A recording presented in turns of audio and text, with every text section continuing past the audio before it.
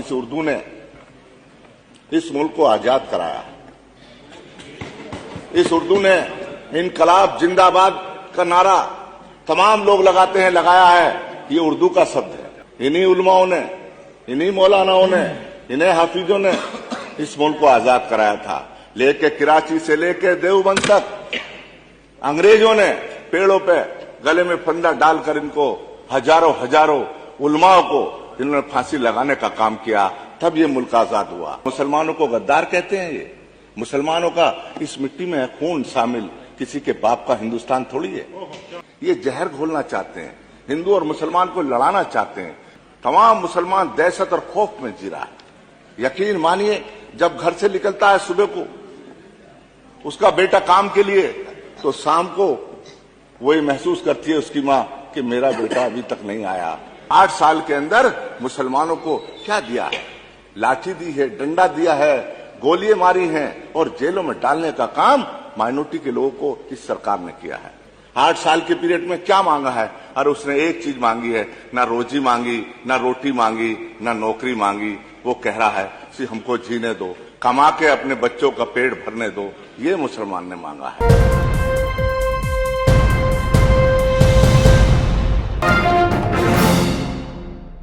प्रस्ताव रखा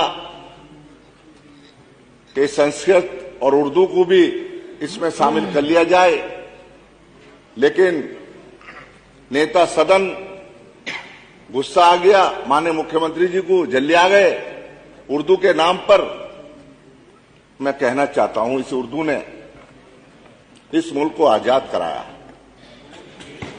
इस उर्दू ने इनकलाब जिंदाबाद का नारा तमाम लोग लगाते हैं, लगाया है। ये उर्दू का शब्द है। हमारे मुल्लाओं को कटमुल्ला बोल दिया, हमने कहा मौलवी बना दो उनको सबको। मैं कहना चाहता हूं, ये भूल गए। इन्हीं उलमाओं ने, इन्हीं मौलानाओं ने, इन्हीं हाफिजों ने इस मुल्क को आजाद कराया था।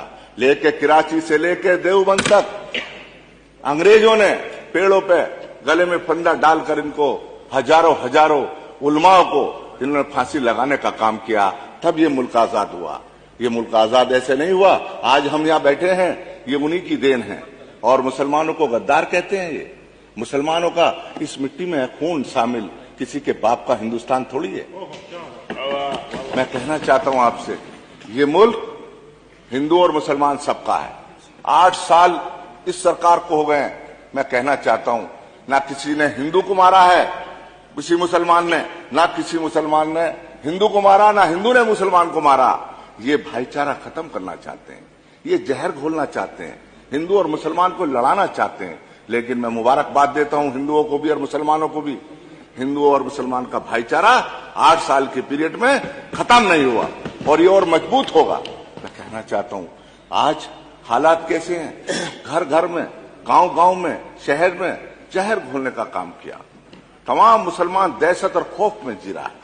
यकीन मानिए, जब घर से निकलता है सुबह को उसका बेटा काम के लिए, तो शाम को वही महसूस करती है उसकी मां कि मेरा बेटा अभी तक नहीं आया।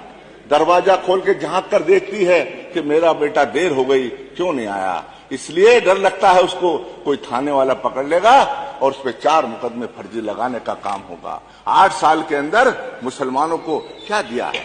लाठी दी है, डंडा दिया है, गोलियां मारी हैं और जेलों में डालने का काम माइनॉरिटी के लोगों को इस सरकार ने किया है। मैं कहना चाहता हूं, मुसलमान क्या मांग रहा है आपसे? 8 साल के पीरियड में क्या मांगा है? अरे उसने एक चीज मांगी है, ना रोजी मांगी, ना रोटी मांगी, ना नौकरी मांगी। वो कह रहा है कि हमको जीने दो, कमा के अपने बच्चों का पेट भरने दो। ये मुसलमान ने मांगा है। अरे इतने सब्र से बैठा है, ये भी इनको बर्दाश्त नहीं हो रही। मैं कहना चाहता हूं, ये सब्र, हमारा सब्र तुम्हें खाक में मिला देगा। हमारे सब्र का तुम्हें असर नहीं मालूम, हमारा सब्र तुम्हें खाक में मिला देगा इंशाअल्लाह। मैं कहना चाहता हूं, हमारे सरफिरेज जज्बातों को कैद कर नहीं सकते, हमारे सरफिरेज जज्बातों को कैद कर नहीं सकते।